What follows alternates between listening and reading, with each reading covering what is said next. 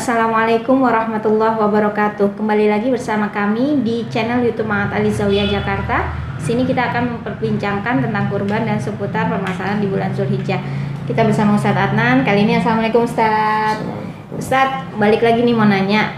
Sekarang kan banyak orang pengen kurban, tapi ya cicilan banyak segala macam. Nah, kalau mau nyicil kurban, bisa nggak pakai kartu kredit atau pakai berbagai macam jenis tabungan lah yang sekarang lagi in?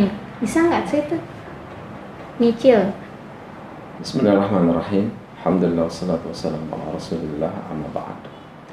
Terkait dengan kurban, bila dilakukan dengan cara Menyicil utang, tentu dalam fikih masih bisa dibolehkan siapa saja yang ingin berkurban, tapi dengan melalui cara berhutang. Ya. Tapi dengan satu catatan, bahwasanya dia harus berkemampuan untuk menutupi hutangnya. Artinya ketika H-1 dia minjem uang untuk memotong seekor kambing dalam hari raya kurban, dia cicil dalam waktu rentang seminggu.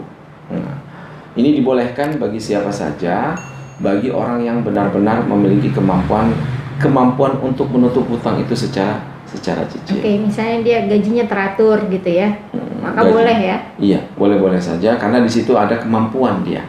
Ya, tapi tidak boleh dilakukan kurban dengan cara berhutang oleh orang yang tidak memiliki apa-apa.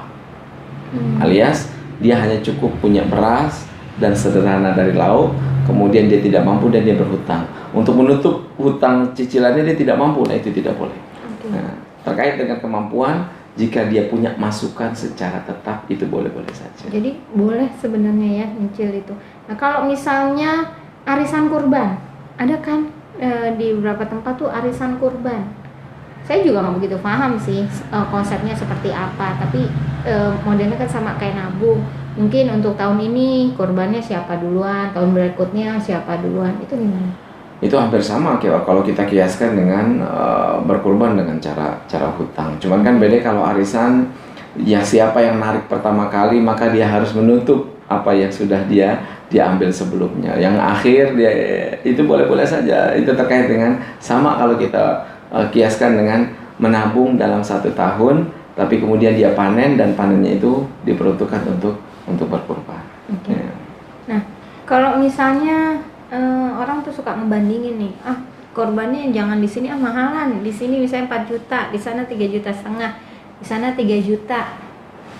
Itu kita harus prioritaskan kemana dulu nih?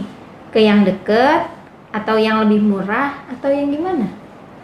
Itu kembali, kalau hal seperti itu tentu kembali kepada kemampuan masing-masing ya. Karena tentu dalam membeli hewan kurban kita akan terikat kepada berapa sih uang yang kita mau, yang kita punya, berapa harga dari hewan kurban yang kita mau ya. Itu kalau mau dimanapun dia berkurban tidak ada ikatan, dimanapun dia berkurban bisa gitu ya, di tempatnya, di kampungnya, di segala macam. Ala kulli hal, yang Allah minta adalah sesungguhnya hewan kurban ini adalah hukumnya sunnah muakkadah bagi yang mampu. Ya, sunnah muakkadah bagi yang mampu.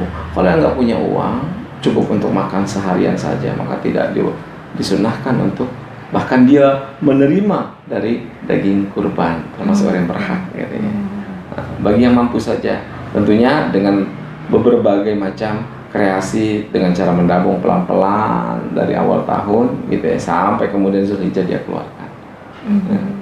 Dan kurban itu hanya di bulan Zulhijjah ya, nggak mungkin di tempat yang di waktu yang lain ya.